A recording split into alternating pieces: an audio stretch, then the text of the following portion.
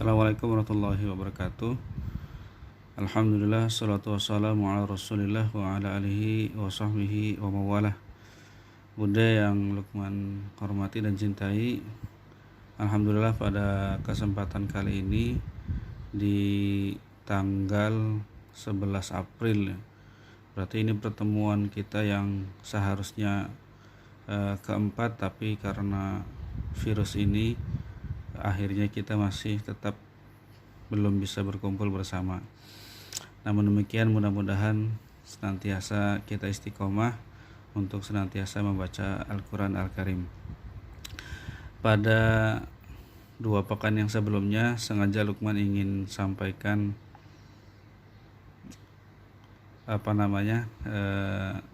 pada bacaan surat Al-Qadar ya. Mudah-mudahan menjadi hafalan dan bacaan kita di salat-salat kita gitu, karena keutamaan yang luar biasa.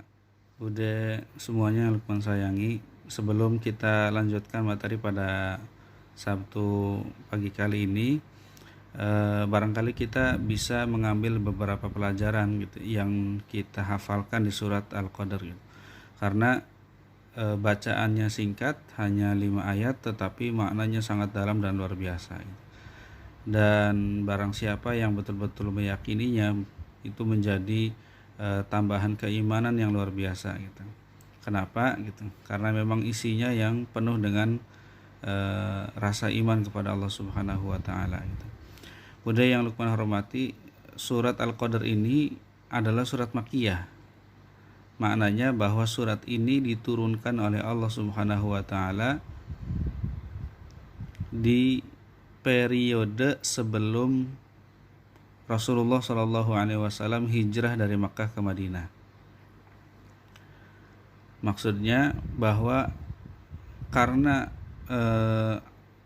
ayat-ayat yang diturunkan oleh Allah Subhanahu Wa Taala sebelum hijrah adalah ayat-ayat tentang keimanan dan keesaan kepada Allah Subhanahu Wa Taala. Maka kita bisa perhatikan bahwa surat Al-Qadar itu isinya gitu adalah iman kepada malaikat, iman kepada kitab Al-Quran gitu, dan juga bagaimana Allah Subhanahu wa taala memperlakukan orang-orang beriman di malam Al-Qadar gitu.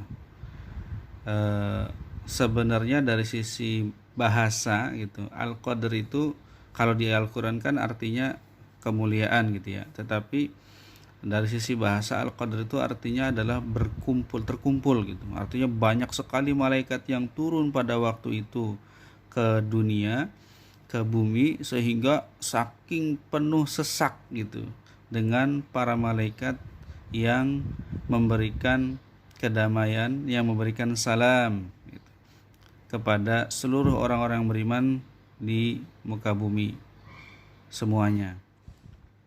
Makanya kita lihat Bude gitu. Yang pertama harus kita perhatikan adalah bahwa surat Al-Qadar sebenarnya adalah surat yang berisi tentang keimanan kepada para malaikat gitu. Maksudnya apa? Hari ini kita sudah mulai merasa sendirian gitu, dimana apa-apa dilakukan sendirian. Padahal Allah Subhanahu wa taala tidak pernah berhenti menurunkan malaikat gitu. Seperti berhentinya maksudnya begini, kalau Rasul diutus kan sudah berhenti, sudah tertutup dengan tertutupnya Nabi Muhammad SAW. Tetapi malaikat itu tidak pernah berhenti diutus oleh Allah Subhanahu wa taala ke muka bumi untuk senantiasa membantu orang-orang yang beriman gitu. Kita lebih percaya kepada dukun orang maksudnya gitu ya, atau kebanyakan orang lebih percaya kepada dukun sehingga dia tidak tahu bahwa sebenarnya ada malaikat-malaikat yang senantiasa membantunya ketika dia beriman kepada Allah Subhanahu wa taala. Kita harus meyakini gitu bahwa sesungguhnya kita tidak pernah sendirian gitu. Sehingga apa ya? Jangan sampai ada rasa takut gitu, bahkan datang sendirian, jalan sendirian, gelap sendirian gitu, karena sesungguhnya orang-orang yang beriman pasti senantiasa bersama malaikat gitu. Bahkan orang yang tidak sendirian, bahkan orang yang tidak beriman pun dia ada malaikat, minimal raqib dan atid gitu. Tetapi bagi orang-orang yang beriman itu malaikatnya senantiasa ikut berkumpul, malaikatnya senantiasa ikut mendoakan, malaikatnya senantiasa mengaminkan doa-doa yang dipanjatkan oleh orang-orang yang beriman gitu. Sehingga sebuah kemuliaan bagi orang-orang yang beriman. Kenapa? Karena dia senantiasa didampingi oleh para malaikat-malaikatnya Allah Subhanahu wa taala gitu. Ini tentu menjadi keimanan yang luar biasa bahwa kita percaya kepada Allah. Allah senantiasa menurunkan malaikat-malaikatnya untuk membantu orang-orang yang beriman. Yang selanjutnya gitu, bahwa makna yang bisa kita ambil dari surat An-Nazi'at adalah bahwa Al-Quran diturunkan oleh Allah Subhanahu wa Ta'ala di malam kemuliaan ini gitu. Maknanya apa? Bahwa Al-Quran adalah sesuatu yang sangat mulia gitu, bahwa Al-Quran adalah sebuah kemuliaan gitu, dan oleh karenanya orang yang senantiasa bersama Al-Quran tentu akan dimuliakan oleh Allah Subhanahu wa Ta'ala dari sisi kehidupannya, baik di dunia maupun di akhirat gitu. Ini menjadi catatan buat kita semua. Mudah-mudahan kita senantiasa istiqomah dengan Al-Quran gitu, dan mudah-mudahan senantiasa dimuliakan oleh Allah Subhanahu wa Ta'ala. Kenapa? Karena dekat dengan Al-Quran Al-Karim, karena berusaha untuk senantiasa menghafalkan dan mengamalkan dan dekat dengan Al-Quran Al-Karim. Al-Quran tentu harus menjadi pegangan kita semuanya. Kenapa? Karena orang yang bersama, orang yang mengamalkan, orang yang ingin hidup bersama Al-Quran Al-Karim pasti dimuliakan oleh Allah Subhanahu wa Ta'ala gitu. Dan tentu beruntung orang-orang yang mendapatkan kemuliaan dengan Al-Quran Al-Karim gitu. Sehingga orang yang sudah dekat, kemudian orang yang sudah maksudnya gimana ya Bu dia?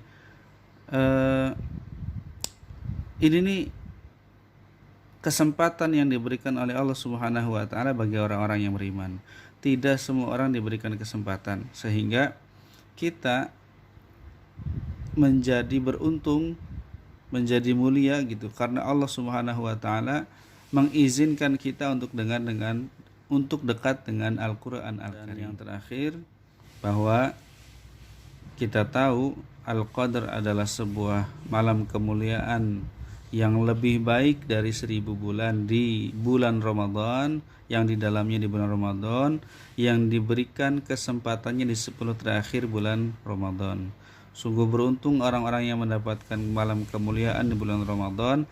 Maka mari coba kita kejar, mari coba kita lakukan sebaik-baiknya untuk mendapatkan, untuk Allah berikan kesempatan kita mendapatkan malam kemuliaan di akhir bulan Ramadan. Mudah-mudahan Allah mengabulkan dan mudah-mudahan Allah memberikan kesempatan kepada kita semua. Amin ya rabbal alamin. Selanjutnya Bude, kita masuk kepada pembahasan kita pada kesempatan kali ini dengan hanya membahas 2 hukum di dalam hukum mad saja. Yang pertama adalah mad arid lis-sukun, dan yang kedua adalah madlin. Bude yang melakukan hormati, mad arid lis-sukun adalah jelas penjelasannya ya. Mad tabi'i bertemu dengan huruf berharokat yang disukunkan karena waqaf gitu ya. Maksudnya biasanya ini ada di akhir-akhir kalimat. Bismillahirrahmanirrahim. Nah, dibacanya berapa harokat? Ini sudah jelas, bisa dipanjangkan 2, 4 atau 6 harokat. Nah, sehingga ini kesempatan kita barangkali untuk melakukan atau menadakan bacaan Al-Quran Al-Karim. Mad arid lisukun juga ini menjadi catatan atau pegangan kita ketika kita tidak sanggup membaca di tengah-tengah gitu atau kita wakafkan gitu, maka itu yang disebut dengan istilah mad arid lisukun di akhir kalimat ini. Alhamdulillahi rabbil alamin. Nah, harusnya kan alamina gitu. Kalau alamina maka dia hanya menjadi 2 harokat. Alhamdulillahi rabbil alamin arrahmanir rahim. Nah, gitu. Tapi kalau disukunkan atau di diwakaf gitu, maka dia dibaca menjadi 6, 2, 4 atau 6 harokat. Alhamdulillahi rabbil alamin. Innallaha sami'un basir. Fabi'ayyi ala'i rabbikuma tukadziban. Ini kebetulan bacaannya yang akhir-akhir enak jadi dibacanya gitu. Tapi kalau kita tidak sanggup misalkan dibaca pada kalimat-kalimat tertentu, maka di tengah-tengah kita juga bisa lakukan halnya sama seperti itu. Falyastajibu li wal yu'minu bi la'allahum yarshudun. Nah, mad aridnya itu ada di akhir kalimatnya nih, Bude. Mad aridnya itu, ya. Mad arid lisukunnya itu. Nanti kita bisa contohkan misalkan surat An-Nazi'at, nggak kuat ketika baca tanazzalul malaikatu warruh. Nah, kan warruh. Nah, harusnya kan warruhu fiha dibaca 2 harokat, tapi kalau kita nggak kuat, kita tahu nih nafas kita udah nggak kuat nih bakal berikutnya, maka kita baca panjang warruh pada bacaan hafalan kayak kemarin misalkan tanazzalul malaikatu warruhu fiha. Nah, ya kan kita tahu bahwa kita nggak bakalan kuat nih untuk sampai dengan selesai di satu ayat di ayat keempat gitu. Maka dibacanya 2 kali gitu. Atau yang kalau yang sukunnya itu di idnya gitu, maka beda bacaannya, dia tidak bisa dipanjangkan. Tanazzalul malaikatu warruhu fiha bi'izni rabbihim min kulli amr. Nah, kalau itu harus ditahan. Tapi kalau enggak, maka seperti biasa. Fiha bi'izni rabbihim min kulli amr. Kemudian mad yang kedua adalah madlin. Ini bisa kita lihat Bude definisinya. Apabila huruf berharokat fathah bertemu dengan ya sukun atau waw sukun setelah huruf berharokat yang disukunkan karena wakaf, karena berhenti gitu. Cara membacanya dipanjangkan 2 atau 4 atau 6 harokat gitu. Nah, madlin contohnya adalah di surah Al-Quraisy misalkan gitu ya. Li ilafi Quraisy gitu ya. Quraisy atau ini ilafihim rihlatash shita'i was-shaif gitu ya. Bukan was-shaif gitu, tapi dipanjangkan. Nah, kalau yang dipanjangkan karena ada fathah bertemu dengan ya sukun atau waw sukun gitu ya, maka dia harus dibaca 2, 4 atau 6. Coba kita baca yang ini. Falya'budu rabba hadzal bait. Nah, gitu kan, kita sering dengar begitu. alladzi at'amahum min ju'in wa amanahum min khauf gitu. Atau yang kemarin kita hafalin, contoh misalkan di ayat ketiga tuh, Lailatul Qadri khair. Nah, bisa kalau kita mau berhenti di situ. Tapi kalau misalkan enggak ya sekalian. Lailatul Qadri khairum min alfi syahr. Ya enggak. Nah, pokoknya setiap huruf tanwan huruf fathah, mohon maaf, harokat fathah yang bertemu dengan huruf ya sukun atau waw sukun, ketika kita wakofkan maka itu bisa dipanjangkan gitu, atau hanya sekadar dua harokat. Maka lihat Bude perhatikan di catatan paling bawah itu ada catatan huruf ain ya pada surah Maryam dan ayat pertama, dan surat Asy-Syura ayat 2 itu juga termasuk madlin gitu. Sehingga kenapa kok dia bisa dipanjangkan, dia masuk ke madlin. Contohnya yang kita ada di halaman ke 8 gitu ya. Surat Maryam itu kan di sini huruf ainnya begini gitu. Nah, kelihatan di sini ain seperti ini. Ini dibaca madlin gitu sama. Kaf ha ya ain shad.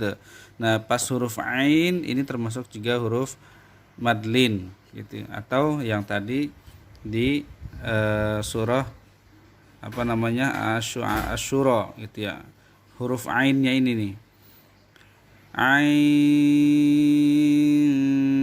sin qaf gitu ya. Nah, huruf ainnya itu juga